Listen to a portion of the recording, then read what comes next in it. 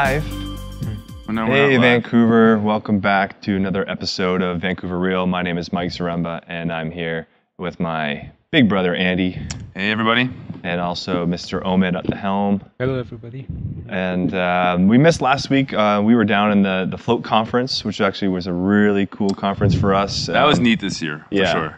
It was so interesting to see the evolution of everything and where it's all going and how the industry is kind of evolving in front of our eyes. It's so obviously being a part of the float industry, we it's pretty niche-y, obviously, or niche. I think Americans say niche.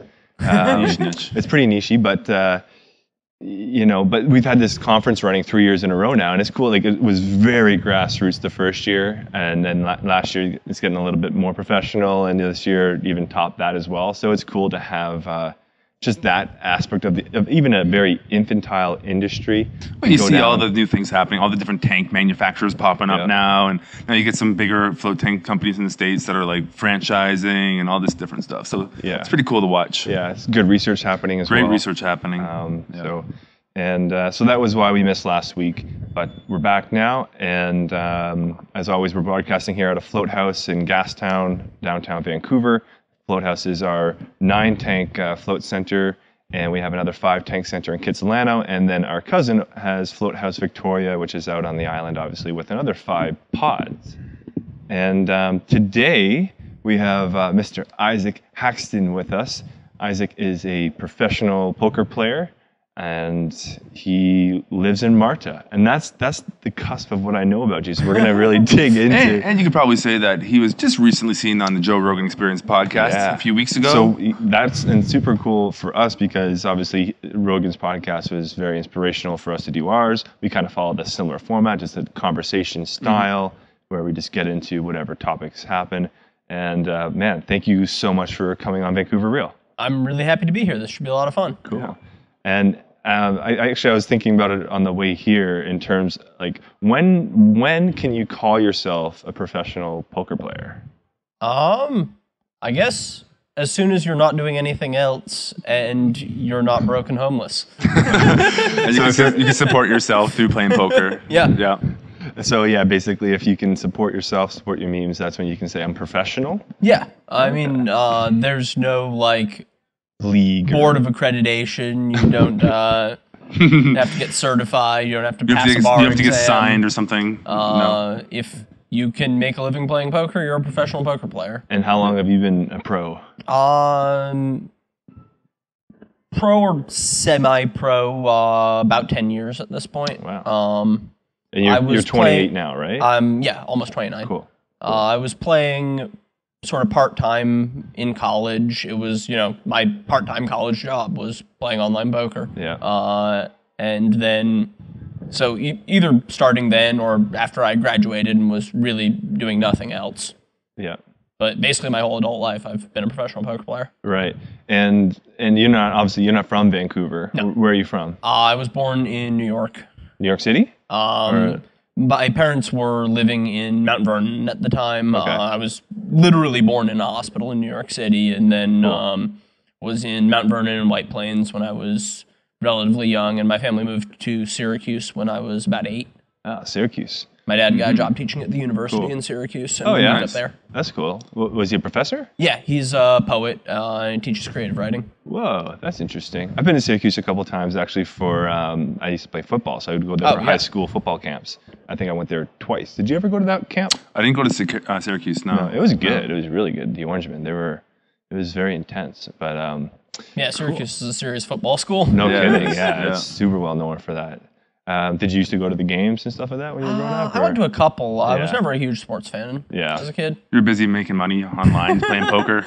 Not quite yet in high school. In high school, I was more busy playing a game called Magic, where you don't make any money at all. Magic the Gathering. Play Magic the Gathering. Oh, yeah. That brings us right back. Professional poker players got started in Magic, actually. It's, in a way, great training for poker. Man, and then if you don't know what Magic the Gathering is, one, you're not that cool. And that's true. true. And two, it's a card game where you have like these different characters and spells and lands that act as mana. And it's just a whole game you play with in a group or one-on-one, basically. Did you ever like get competitive with that? Yeah, I was The tournaments? pretty competitive about it. I played one pro tour. I played a bunch of the it was called the Junior Super Series. I don't think it exists anymore. It was a series of pretty big tournaments for 15 and under, where each tournament gave away a $1,000 college scholarship to the winner. So they were a pretty big deal. Yeah, for sure.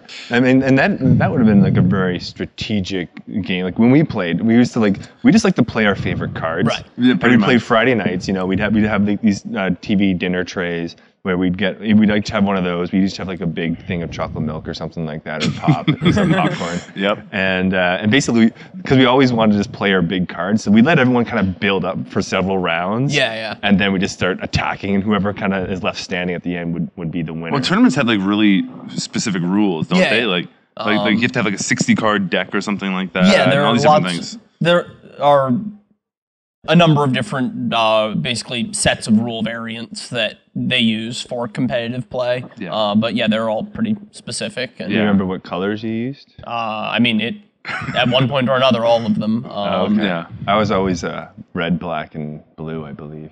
I can't remember what I was. Because I had the dual lands, and those are the ones that always accumulated. Yeah. So. And that led you into poker? Yeah. When I was in high school, I was playing Magic very seriously. I was like 14 to 17 or so, and I was friends with some other guys who were also serious Magic players who were a couple years older than me, and they got started playing poker and were mostly doing quite well at it. And they basically described poker to me as, well, it's a lot like Magic, only it's maybe not quite as good a game, but you can play for a lot of money, and the other people aren't really trying that hard to win. Right. Oh, wow. Really? So was Magic more competitive than poker?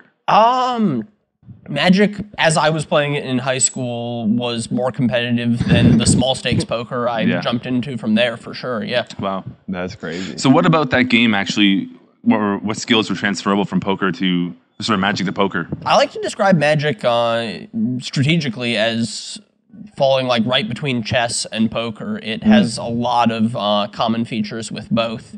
You know, in chess, all of the information about the game is face up in front of you. You know exactly what the state of the game is, and the best move is almost purely a matter of like linear sequential calculation of how things are going to play out. It's like a big algorithm almost, right? Yeah. And then in poker, there is a lot of concealed information, and you have to make decisions relative to, first of all, not knowing what cards your opponent has, and second of all, not knowing what cards are going to come off the deck in the future.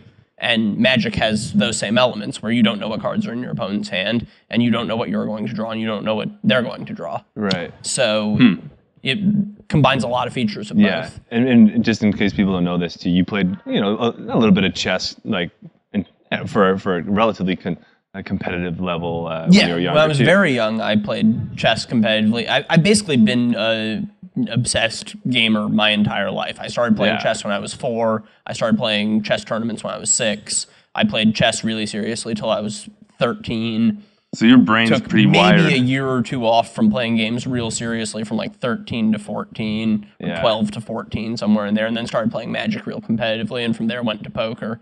So a game has been the main thing I do for when longer you were than I playing can remember. When you were playing like chess, when you were that young even, would you play like every single day? If you playing like either on computers or close to it, yeah. Wow. That's great. Would you have like a chess coach or a teacher? I had at each of the schools I went to as a kid, there was a chess team with a coach, and I had some private lessons with coaches as well. Did you ever beat the coach? I think I beat my coach once ever in, I think it was a timed game where I had 15 minutes and he had 2, and I managed to beat him one time in that format. Hey, it still counts. If he gives you It was a big day for me then. Yeah, definitely. Kind of sad day for him. Or maybe proud, you never know. Yeah, depends on either way. Depends on the coach, right? Yeah, that's cool. Yeah, so we saw you on on Rogan's podcast, I guess a couple weeks ago, or a few weeks ago now. Yeah, I think it was almost a month ago that I recorded it now. And then you came and floated here with us just because you're in town. And our guy, Jeff, who's working at Kitsilano, actually, he was going to be on the podcast, but he couldn't get the night off. No one would fill in for him. So he just said he recognized your voice. And he's like, hey, I know that voice. I just heard that like last night on the podcast. That's funny. Yeah, he recognized me when I walked in. Yeah, nice. So that's pretty cool. And then I saw you there, and you came on. But why? So you were in California. Yeah. And now you're up in Vancouver. What are you doing? What are you doing up here? Well, I'm kind of just bouncing around the world full time. I don't really quite have a permanent home at this point because in early 2011, playing online poker from the US pretty much ceased to be an option. Right. And I decided I wanted to leave the US and keep playing online poker. Right. And I sort of tried to set up a new home in Malta, but it turned out that right after I got there, the permanent residence regulations changed, and I no longer wanted to apply for permanent residence under the new set of rules. Basically, the major change was that you had to give the government a down payment of €500,000 to promise you would leave within 4 years, and they get to keep it if you don't. Or, looking at the state of the European economy in 2011, maybe they just keep it anyway. So I was a little worried about that. Hanging over that kind of money. That's crazy. So yeah, I ended up not doing that. So I don't really have a permanent home right now. Okay. And Vancouver in the summer is pretty great. Yeah. I've got some friends here. So you've been here before then? You've been here before? Yeah, I have spent maybe almost 6 months in the last 3 years in Vancouver. That's so cool. On like 5 or so separate trips. Yeah, that's great. That's really cool. Yeah. And so you're hopping around kind of right now and just playing poker I spend online. more time in Malta than anywhere else. Right. A lot of time in Vancouver. A lot of time in Hong Kong. Cool.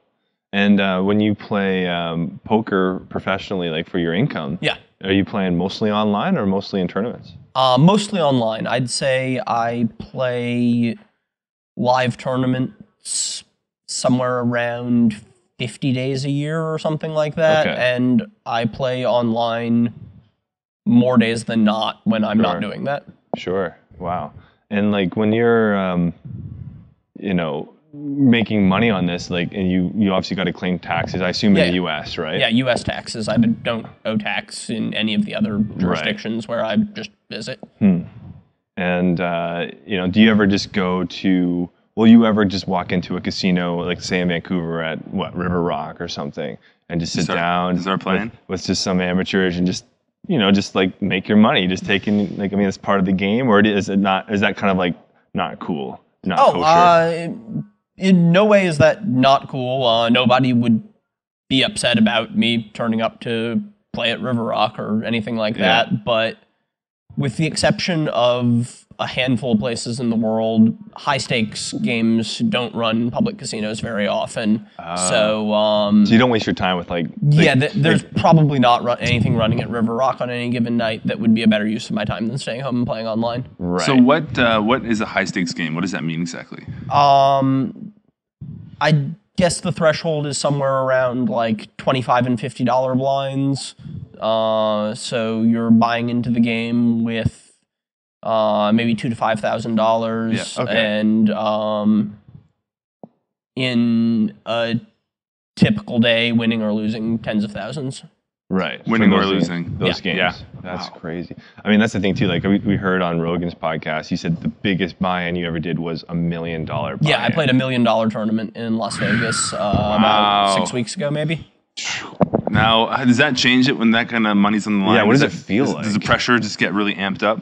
Or not really? It's just a game. Strangely, no. There's this weird phenomenon with specifically the highest stakes live tournaments that it's the same 30 to 50 people playing them every time. So you know everybody. It's kind of... you're seeing a bunch of your friends. And you're like, hey, all right, let's do it. Obviously, everybody is competing hard. Yeah. People are trying very hard to win, but it's actually a relatively relaxed atmosphere. Right. When you were saying too that like when you have that large of a buy-in, you have investors basically that, you know. Yeah, I'm never personally putting myself in a position to lose $1 million of my own money in one day. Of course that. Wow. So those investors are that confident that you're gonna walk away with some money, or at least your money back when you go into these tournaments? They're confident that on average, taking a piece of my action in those tournaments is a winning proposition. Wow. I mean, in a tournament like that, only maybe 15% of the field gets paid. So if you're falling in that 15%, 20 or 25% of the time, you are making a lot of money on average. Right. But on any given day, your investors are more likely to lose than win. Yeah. And it's almost always other professional poker players who fully understand that. Right. Mm-hmm. And with that 15% of people that actually are getting some sort of compensation for that tournament, are they all getting like a minimum of $1 million back, or is it if you're like number 15, like let's say you're well, to take that specific $1 million tournament as an example, it got I want to say 42 players, somewhere in that vicinity. Sure. And it was $42 million in the pot. Yep. And they paid out 8 players. 8th place got about 1.5 million, and 1st place got about 15 million, if I'm remembering correctly. This is 6 weeks ago? Yeah. How'd you do? I did not win. I was out fairly early. Yeah. Well, it happens, right? Yep. Crazy. So how much of the of poker is knowing the numbers and playing strategically, and also like playing the man, like they say in like rounders, you got to play the man, right? You know, it's a lot of both. I think a thing about that distinction that a lot of people, even a lot of pretty good poker players, fail to understand is that playing the man doesn't really mean anything. You can't really effectively do that without a pretty firm understanding of the numbers of the fundamental strategy of the game. Yeah. Because the odds will saying something eliminate like, I think this guy folds too much, so I'm going to bluff him a lot, doesn't mean anything without a well-grounded idea of what folds too much actually means. Yes. You have to know what the right amount to be folding in a given spot is. Right. Which is a fundamental fact about the game, not a psychological fact about an individual. So you need that groundwork of fundamental understanding of the game. So how much calculation do you have to do in your head, like every hand? Like, is there a lot of calculation numbers in terms wise? of actual arithmetic at the table, not that much. Yeah.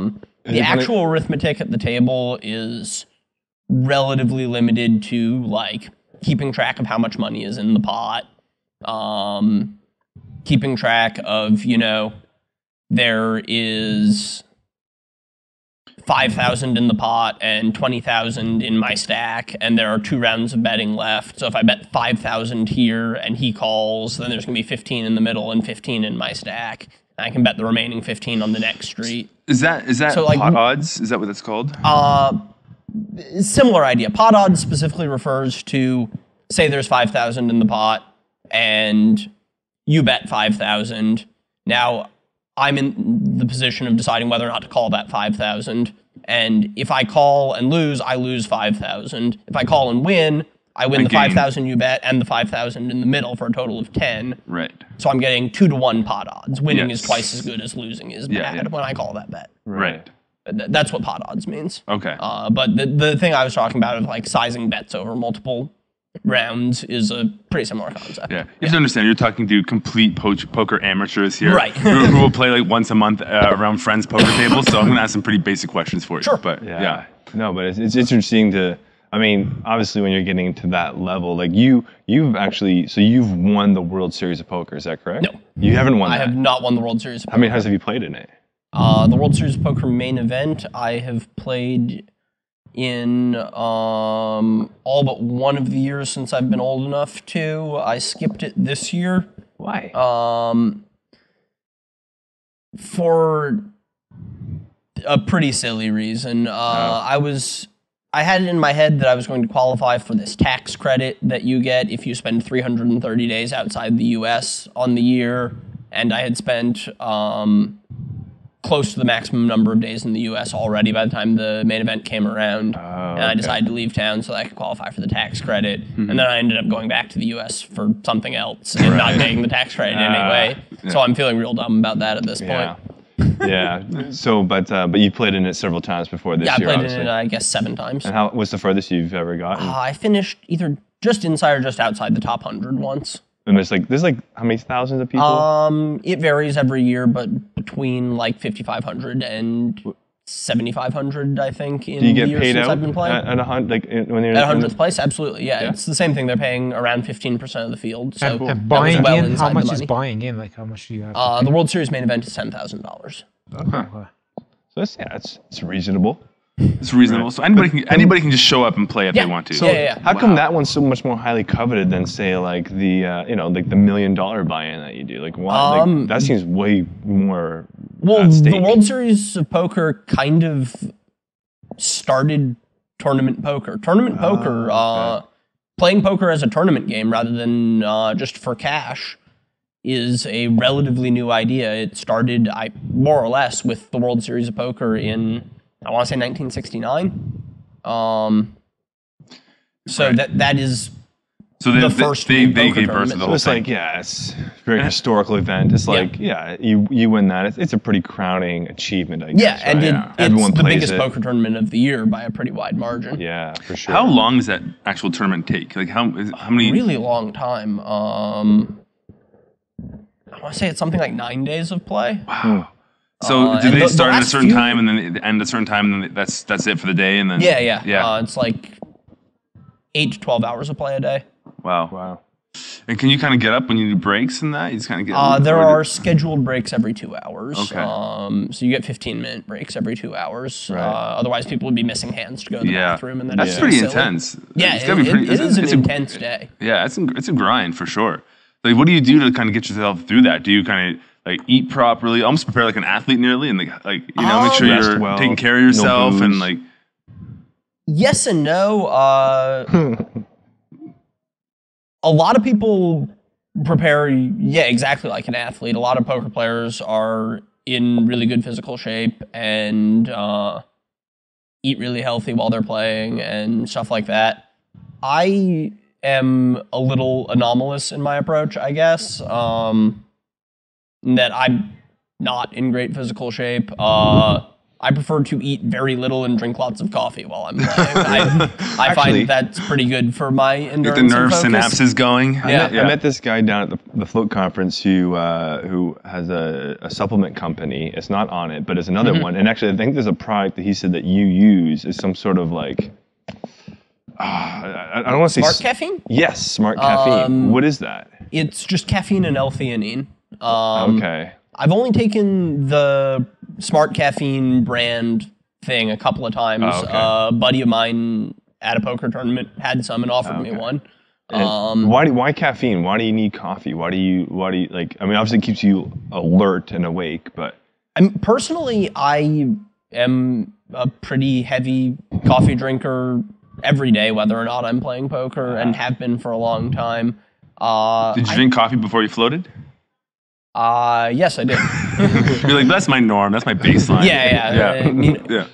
Getting to the float center to do it without the coffee would be a real challenge. Let me ask, how many cups are you at a day right now? Roughly. I'd say minimum 2 to 3, but a lot of days 6+. Okay.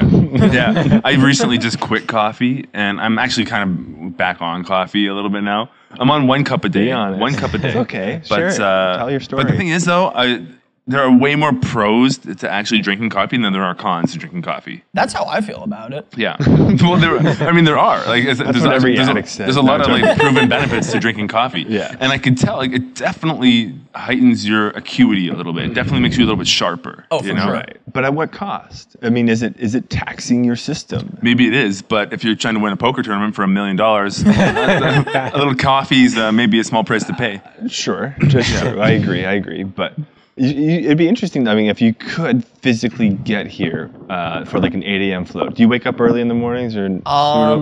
My sleep is very strange. I don't maintain a very reliable schedule. Right. Do you play all night? Or? Sometimes. Yeah. That's what I wanted to ask. Like, when you play online, you do tournaments, right? That's what you both said? tournaments and cash games. Okay, so but the cash games are way more, like, there's more money involved than the regular casino that you would go in. Okay, and it would take a lot. If you do tournament, is it gonna take like a tournament like that would go on for days, or? Online tournaments are almost always over in one day. There are a few of the biggest online tournaments every year are 2-day things. Right. Okay. But they're really fast. Like when you play poker online, it's way quicker. Yeah, it moves much faster. Right. Yeah. And you guys usually play like multiple games at a time, too, right? Yeah. So in a casino, you might play 20 hands an hour. Right. Online, you might play 60 hands per table per hour, and a lot of people are playing, I'd say 4 is closer to the minimum number of tables that serious professionals usually playing online. A lot of people who play small to medium stakes online for a living will play like 24 tables. And what's that range money-wise? Small, medium? Anywhere from like a $200 to $1,000 buy-in, maybe. Okay. Interesting. So do you just have a set of rules that you'll go into every situation? You look at your cards, you look at the pot, you look at the situation, and be like, yes, no, and you're out. It's just like really quick decisions online, or to some extent, and especially for the first decision in the hand, in Hold'em or Omaha, you just have your own 2 down cards or 4 down cards in Omaha, and so you can have pretty close to like a comprehensive chart of how you're going to make those decisions before the flop. Right. Yeah. And those can get to be pretty automatic. From the flop on, there are just so many combinations of possible situations that it's difficult to have anything approaching like a complete concrete system of how you do things. Right. You have to be making decisions on the fly, not recalling memorized.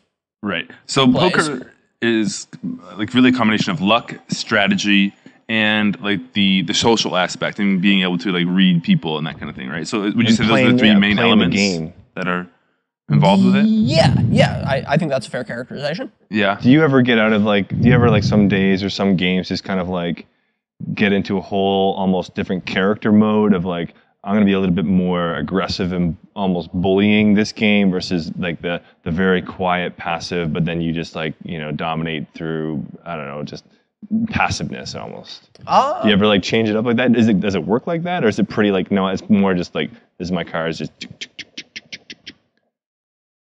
It's a difficult question to answer. And then when you're doing Do you ever change your style of play? Maybe that's the question. Yeah. I think either because I reach a conclusion that something I've been doing previously is not actually the best approach in certain situations, or because I'm playing in a game against particular people who are playing in a particular way, such that some approach other than the one I would more typically take is called for. Like if you're playing with somebody who's really crazy and never folds, there is little you can do other than play a little more conservatively than them and try and show up with a better hand. Yeah. Have you noticed, has your game, obviously you improve as like, the more you play, but has your game like evolved more so? Like even now, even like the last like couple years when you're into this stage of your career with it, is there an evolution with it? Does the game itself change as well? The game itself changes rapidly and in big ways, absolutely. People are just much, much better at poker than they were 10 years ago. Really? Across the spectrum, from the top players in the world today would crush the top players in the world 10 years ago, whether you're talking about the same individuals who are now much better than they were then, or different people who have surpassed the people who are at the top of the game then. Do you think that some of each? And even down to the average amateur is a lot better today than they were 10 years ago. Right. Do you think that could be to do with online poker and the amount of reps that people are getting and the amount of practice they're getting now? The amount of reps that they're getting, and poker's place in society has changed a lot in the last 10 to 20 years. It's become much easier to get your foot in the door. 20, 30 years ago, if you were a professional poker player, you were at minimum living near a casino where you could go play every day, and more likely playing in private underground games in people's homes or in illegal card rooms. It was. Does that ever happen still? Oh, absolutely. Yeah. So you've done the real rounders kind of thing? I have not played in illegal card rooms. Or we're in Canada. You can say whatever you want. I seriously haven't ever. But that world actually exists. That world very much still exists. Wow. Neat. Oh yeah. Wow. So is it as hardcore as it seems in rounders? Like, I'm sure they get pretty serious, but you don't have grandma sitting by the table being like, "Oh yeah, if you don't make this hand, you know." I guess it can be in certain circumstances. Yeah. Every now and then you hear about bad, violent shit going down at a home poker game. The biggest thing that can happen is some people hear that there is a private poker game with a bunch of cash and show up to rob it. Yeah. Private poker games getting robbed. Casinos getting robbed happens from time to time, for that matter. Really? Yeah. I thought security would be so tight there that there's no way. Rarely goes well for the guy trying to do it. Yeah, I imagine. It seems a pretty stupid move, really. But yeah, I guess people will try it. And so you've done you said before on Rogan's podcast that you lived in Vegas, did that whole stint, and just like, when you're living there, do you play more poker in person, kind of too? Is that? I did, especially around the World Series in June and July of every year. There's a tournament worth playing just about every day, and a lot of cash games to play in.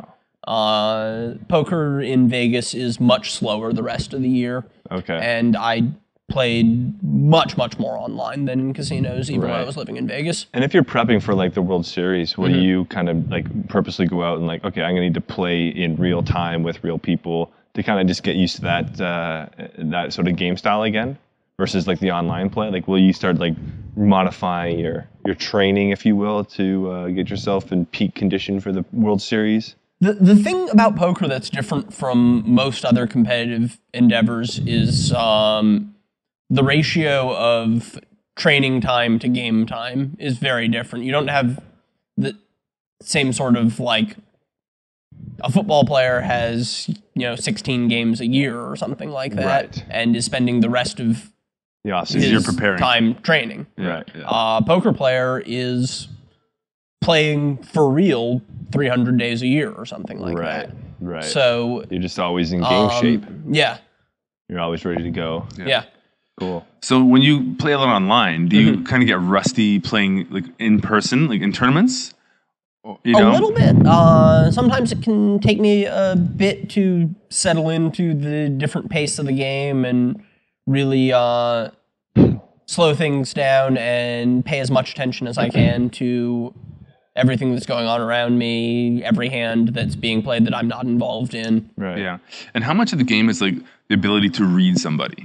It's a pretty big factor. I'd say, just looking at somebody and picking up physical clues as to what they're thinking and how they're feeling is a pretty big factor. What are some of the bigger or the easier ones to see on somebody, especially someone that's really inexperienced? So when we go to play with our friends, what can we go look at?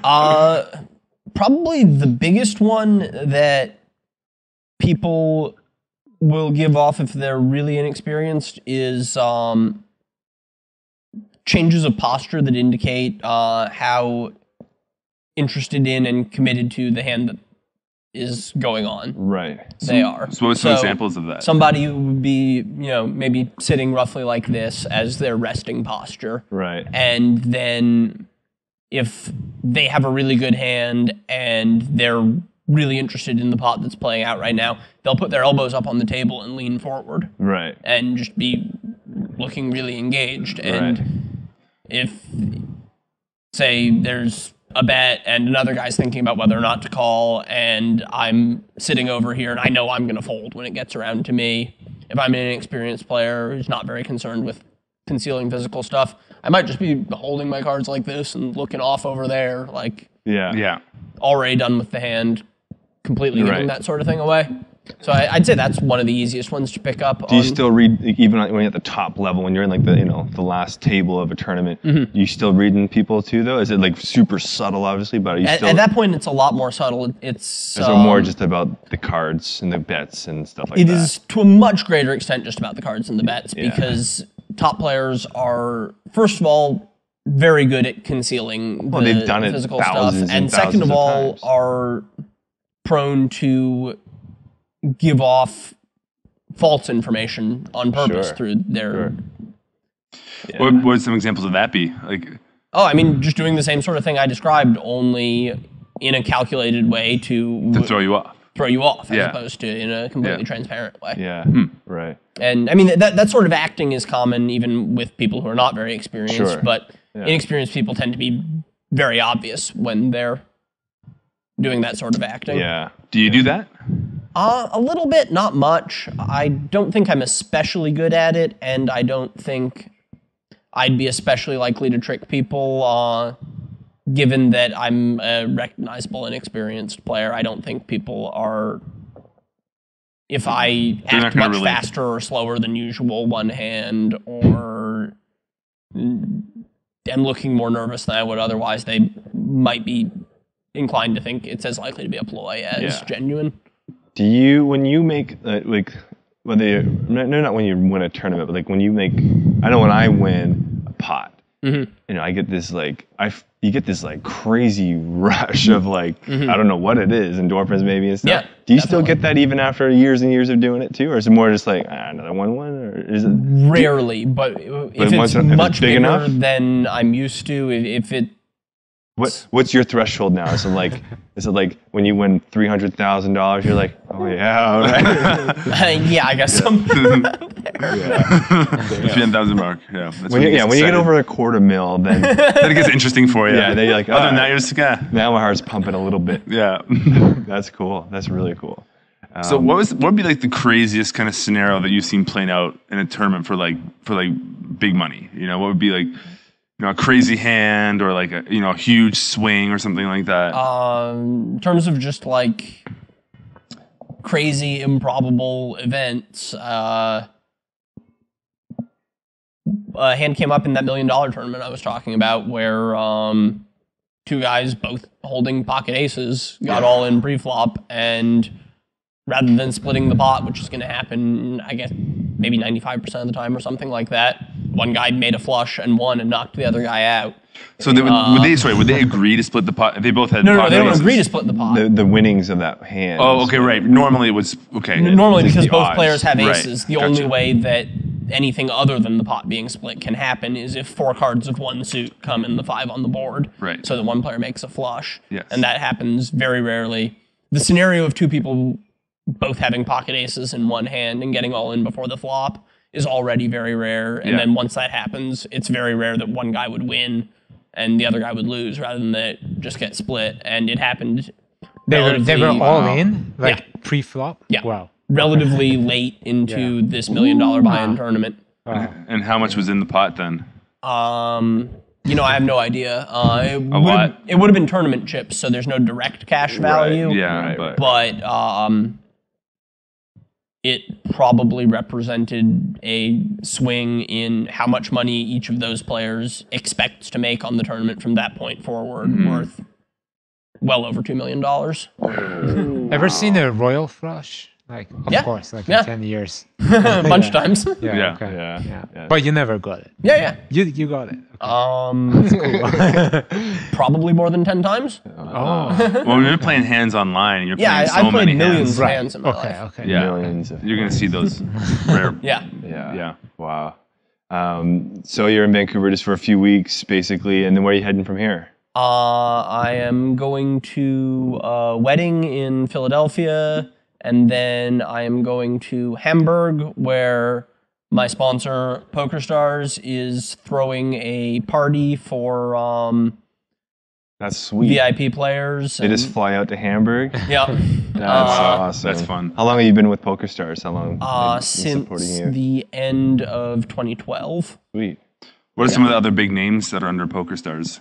I'd say the biggest name is Daniel Negreanu, Canadian guy, big name up here especially, but really one of the very biggest names in the poker world in general.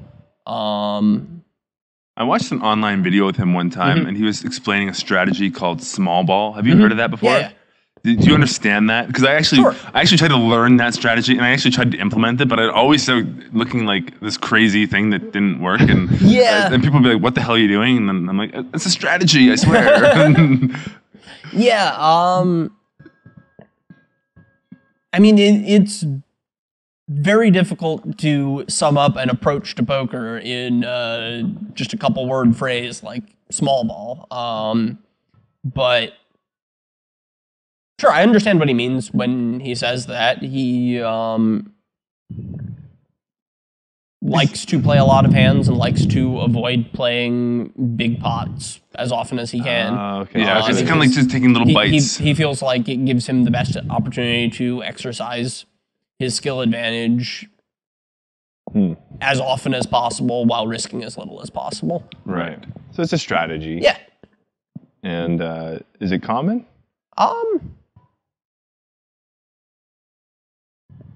I think when he says that like that is his approach to the game, he is kind of making it sound like there's a bigger distinction between what he's doing and what anyone else is doing than there really is. So he's full of shit. I'm sure. No, I know. I'm sure. He's probably trying to. He wants to be known as like a poker guru, maybe. So this is just him like kind of coining that term, maybe. Yeah. And it's a way of thinking about things that makes it gives a narrative character to the way he's approaching the game. When really it's more about just trying to make the strategically best decision at each point, and maybe his assessment of what the best decision at each point is lends itself to him to his strategy appearing to be really emphasizing playing a lot of hands and avoiding big pots, but he's really just trying to make the best decision every time it's his turn, the same way anybody else is. Yeah. So if I were to, go through a list of 100 poker players who I played a lot against and try to decide this guy plays small ball, this guy doesn't, I think I would have a hard time deciding who falls into that category. Yeah. Sorry. Go ahead. I was actually going to change gears just a little bit and talking about like, since you play poker for a living, especially like a lot online, majority online, does it ever get kind of like it is a job almost? Sure, there are days where playing another 4 hours of poker is not the thing I absolutely most want to do, but I do it anyway because you gotta pay the bills. Yeah. You gotta make your living, right? Yeah. Yeah. Huh. I mean, I love the game, and I love that I get to play a game for a living, but sure, there are days where I would rather do something else and decide to sit down and play poker anyway. Yeah.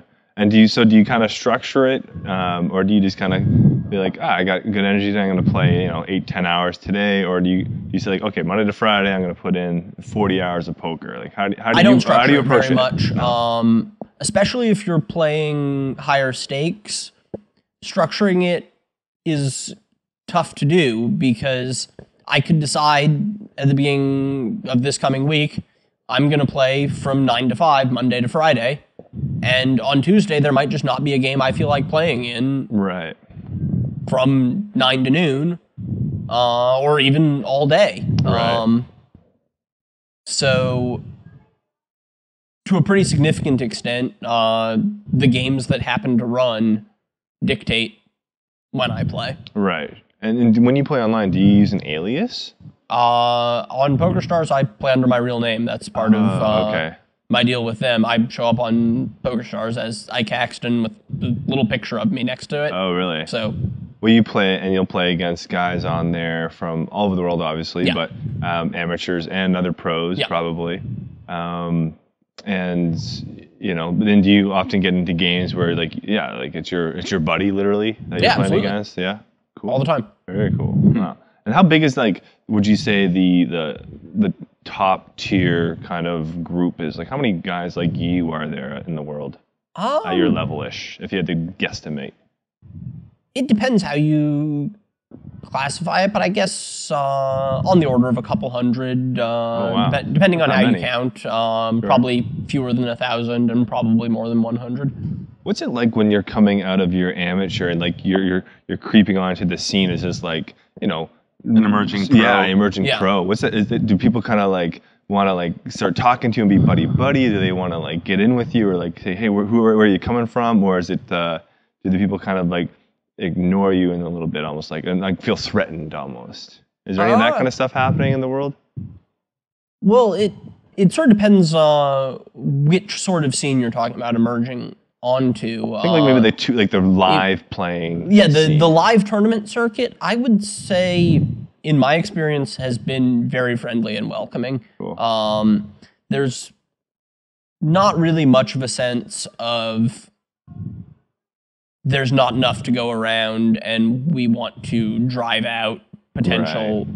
So it's not like a hyper competitive thing, at least off the table kind of thing. It's not off the table, it is extremely friendly. Everybody goes out and parties together.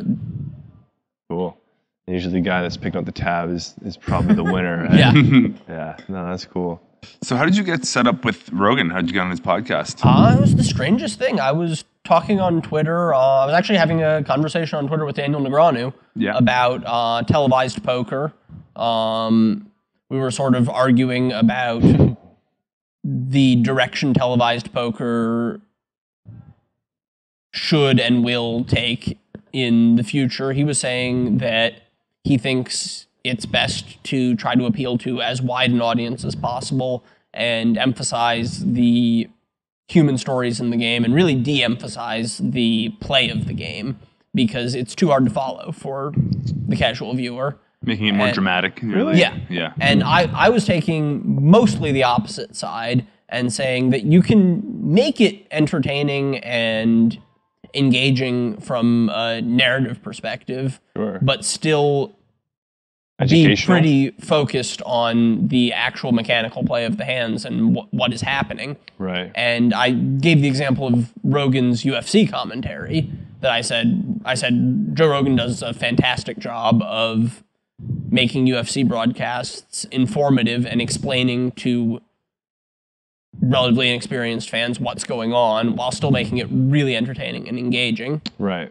And another person who was watching this exchange on Twitter replied, I tagged Joe Rogan in the tweet where I said that. Somebody replied, hey, Joe, when are you going to have Ike on the podcast?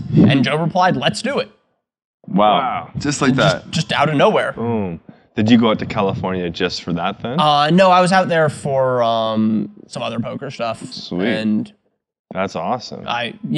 We had this exchange back in February, and then just last month I sent him a message saying, hey, I'm going to be in LA next week. Do you still want to do the podcast thing? And he said, sure, come to the studio on Tuesday. That's super It was crazy. Cool. So what time did it start? I think noon. Okay. Yeah. Yeah, and he goes for 3 hours. 3 hours, yeah. A good chunk of time. That's really cool, man. And how was he? How was he outside of the podcast? Pretty. Yeah, really nice, Joe-friendly guy. Yeah. See, we see him as God Rogan, basically. So just because, he has had a massive influence over the float industry, and just unintentionally. He was, he's a huge advocate of floating. Obviously. Directly and indirectly, a big factor in me trying it for the first time. Exactly. He had recommended it when I spoke to him on the podcast, and some friends of mine got into it, I think, in large part on his recommendation. Right. And how did you find? So you floated how many times? 4 times? 4 times now, yeah. Cool. First time this morning. Sweet, awesome. And I don't know. What's your opinion on it? What do you think of it? It is interesting. I have not really gotten my head around it. I'm looking forward to hearing from you guys about it some more. Yeah. I am coming at it from, I guess, sort of a meditation-oriented perspective. I do a lot of meditating already. What type of how would you define or classify your meditation that you do? What do you do? I basically sit and attend to my breathing for 15 to 30 minutes in the morning most days. Yep. Yeah. You do that like first thing in the morning before you have your coffee? After I have my coffee, usually. After the coffee, After I have my coffee and before I do anything. Right. But that makes sense though, because if you had that coffee craving in the morning, it's really hard to think about anything else. Yeah. It's pretty pounding. I mean, I'm just likely to fall back asleep if I try to meditate before I have my coffee. Yeah, that's true. Yeah, and the only reason I brought that up before with like trying to get here before, because with floating and going into the sensory deprivation environment, and actually it really kickstarts your parasympathetic nervous system, which can decrease a lot of withdrawal symptoms. So it's kind of like if you can get here and get in there. It would be interesting to see how that would go. Maybe I'll try to do that. Well, and your brain is in a very different state. The whole point of being in the tank is to take you away from a stimulatory state like caffeine would. So caffeine just fires up your systems, injects your adrenals and releases adrenaline and gets your mind cranking. And that's the exact opposite way we want to go. Like the float tank is designed to try to induce these very like nearly dream-like states, but instead of just and when you're inexperienced, you're very likely to like dip below consciousness and fall asleep or like forget where you are. Fallen asleep in the tank. Right. Well, but ideally you want to be in these. Most people don't though. Well, it's pretty common that they don't fall asleep. But I think you still might want to get a coffee actually after you come out of the tank, because I mean that caffeine withdrawal is still going to be there right away for sure. But for anybody too, if you're ever trying to kick some sort of bad habit and you feel like these things, there's actually a lot of research showing its effectiveness with like helping people when they're quitting smoking or helping them lose weight. Just because it does ease the tension on the nervous system and like what you're feeling like when you get that that sort of like I need this stuff. So and anyone is trying to do something like that, definitely start trying to float like every few days or something like that. Like if you can really when you're in Vancouver, just let us know. Just like honestly, we can give you a bunch of floats and just come whenever you want. But other than that too, because like obviously what you do for a living is very cerebral. It's very like strategic, and you've been a gamer all your life, so your brain's definitely wired in a very unique, probably gamer kind of way. So when you're in the tank, do you find you're thinking a lot, and if you do you kind of just like does it just like go on these like random thought journeys, or do you kind of just go into like your breath and like the sensations you're experiencing? I think more the latter. I find that I pretty rapidly settle into a relaxed and meditative sort of state. I don't find myself doing a whole lot of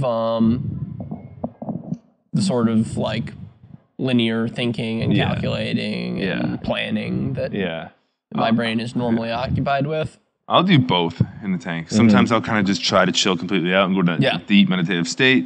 And other times I'll actually go in there and kind of use it for creative thinking and just work on problems. And I find both are really useful, actually. Yeah, I can see how it would be good for that as well. Yeah, it's interesting because your mind definitely can get into like I said, like almost like a thought journey, because your thoughts become very like vivid. They become like more of like and they're right in your face too. Like you can't escape them. They're like everything you're thinking is just like right there. Yeah, and like you can kind of follow these paths and like dive into different parts of them, and they're much more vivid and alive than if you're just trying to think while you're on the bus or you're at your computer screen or something like that, because there is no distractions there. But I'd say the main advantage to that is you'll kind of catch yourself. I don't know, we call them thought journeys. We don't know what to call them, but you kind of start going from one thought to another, and you go off on this crazy tangent. And then when you're in the tank, you're actually able to kind of see that where you're going with that and kind of bring it back. Be like, nope, bring it back into the body, back into your breath, and kind of calm it down again. So you can really observe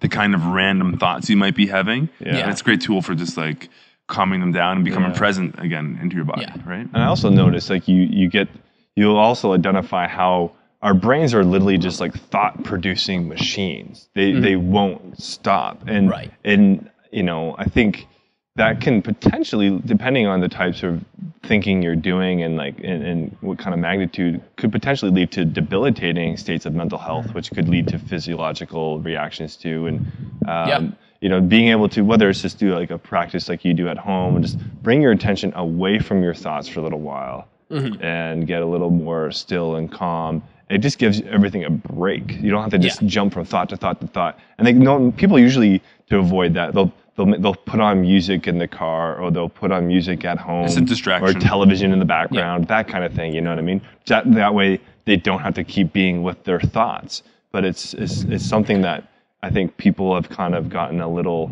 away from a little bit, is being able to be comfortable in silence, be comfortable in stillness. For sure. You know? What was your main draw for trying it? I mean, Rogan encouraged you, obviously, but what was the element that he said could help you? I'm not sure I had a clear goal in mind when I did it. I think it was mostly just, this seems like an interesting thing to experience. I want to try it out. Yeah. That's probably goes along with the cardinal rule of floating from John C. Lilly himself. He said, "Thou shalt not program." You don't want to give people ideas of what they should experience in the tank. You should actually just put them in the tank and let them have their experience. Yeah. Yeah. Yeah, let it go. Yeah, no, it's cool to see, obviously, largely because of Rogan, just more and more people of all walks of life becoming intrigued by it, because really it's just about you. It's about the person experiencing their physical and mental form, their life body form, and just a unique environment, a unique setting that's really not accessible anywhere else. In an environment that tries to reduce as much stimulus as possible. It's unique in that regard. So, and also we had it was cool this past weekend at the Float Conference. Aubrey Marcus, are you aware of Aubrey? Loosely, I don't know a lot about him. You're got it, man. You've been on Rogan's podcast and you're like a medium level fan, but it's okay. I'm just joking. Aubrey's his business partner. With On It. Oh, he's the On It guy. Yeah. So he spoke, which was really cool. Oh, nice. And just talking about all these different tools of consciousness that he would use, and obviously, floating, meditation, holotropic breathing, and then obviously the spirit plant medicines, as they're called, like cannabis. Do you ever use any like cannabis or anything like that? Do you use it while you play poker? No. Never? No. Too distracting? I mean, I've tried it. I don't think I play as well if I do. Yeah, I'd probably get a little... I tried it with chess. Yeah. That doesn't work either.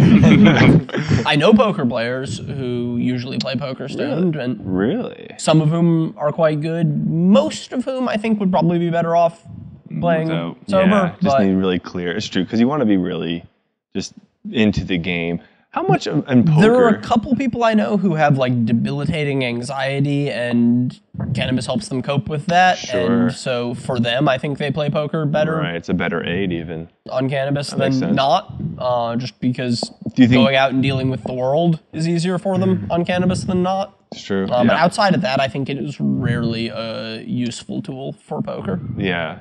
Do you find, or do any players use alcohol in that same kind of regard too? Not like they get drunk, but just they just take the edge off just to be a little bit more relaxed? Yeah, some get outright drunk. I don't think that's usually a good decision. Some use a little alcohol, and possibly in a beneficial way. Yeah. It's hard to say. Yeah. For you, it's mostly just the caffeine, and that's all you need? For me, caffeine's the only drug I really like to have in my system when I'm playing. Yeah, no, that's cool. So when's the next big tournament coming up? London in, I think, early October. Is that right? I think is the next thing I'm going to. Yeah. European Poker Tour, London. Nice. Cool. So the way most poker tournaments work is it won't be just one tournament. They'll run a series of tournaments in one location. So you can show up and expect to play 4 or 5 tournaments in the week that you're there. Right. Okay. Right. And the European Tour, do you see different people there? Obviously, there's heavy European influence, but do a lot of Americans travel there as well? Yeah. At this point, the European Poker Tour is probably the biggest, most prestigious, most profitable events. Really? And most of the top tournament players, whether they're American or European or South American or wherever, are turning up to the big European events. Cool. And is it, you got London and then all over Europe as well, like different countries? Let's see. Do you have a favorite spot? Is what I was trying to get to. Favorite spot. Favorite place I've been for a poker tournament. I played a poker tournament in St. Kitts recently that was really nice. The Caribbean? Yeah. Oh, okay. Wow. Cool. Yeah. That'd be nice. That would be nice. A warm tropical breeze is blowing in the doors. You're like, oh. Yeah, the venue was great. It was... I don't know how it ended up in exactly the place it was. But it was like the common space at housing development, basically. Okay. Like just the outdoor pool area, kind of. Oh, so it was outdoors? I was going to ask if it was outdoors. It was in a covered area, but yeah, outdoors. Right. And you could just get up from the table and walk straight to the ocean. I was in the ocean 5 minutes after being eliminated from the tournament, which is a nice way to mellow out after. I'm going to go for a swim. Yeah, wash the loss away. Yeah. Yeah, that's cool. That was really cool. nice, yeah. Yeah. That might be one of my favorite tournament venues. Yeah. And when, I know we're just jumping all over the place, but that's all good. When you, when you kind of decided to, make poker your life, how did your family react to that? How was are they pretty supportive or? Yeah, they were pretty supportive. Yeah. It was the sort of thing that it's difficult to identify like the exact moment where I decided I'm going to be a career professional poker player. Because I was doing it very seriously and making good money while in school, while pursuing a computer science degree and thinking poker is going to be my part-time job while I get a computer science degree and go to grad school and go on to do research or become a professor. That was the sort of life I had mapped out for myself when I was 19. Right. And then in 2006, I guess, there was a sort of confluence of events that led to me taking poker a bit more seriously. Spring semester of my junior year, I hit this wall with computer science where just all of a sudden I couldn't do it anymore.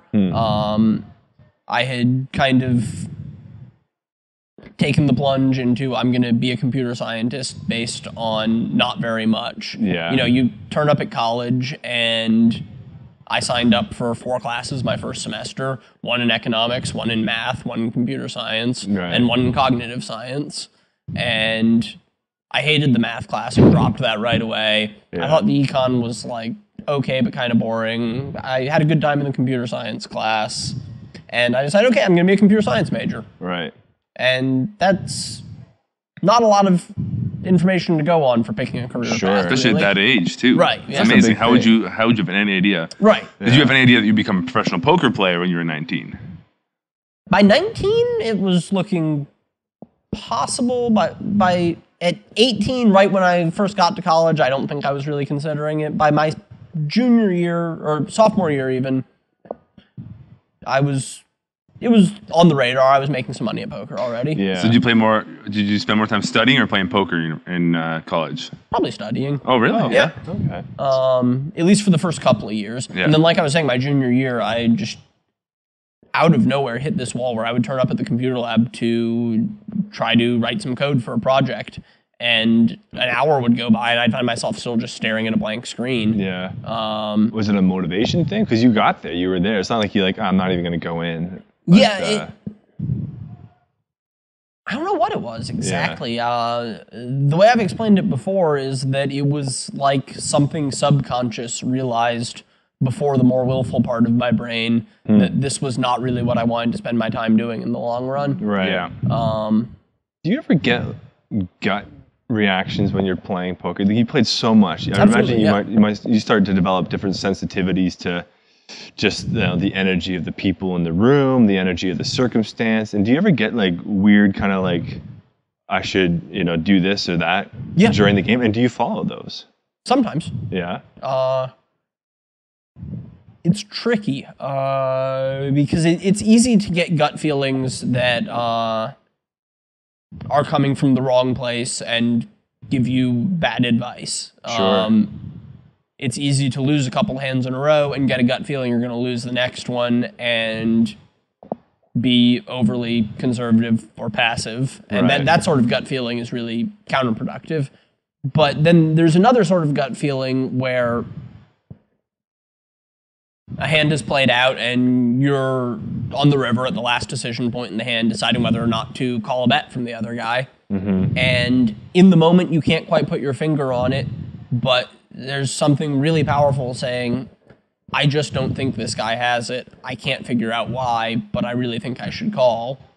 And I think a lot of the time, those gut feelings are coming from a place that is useful. Yeah.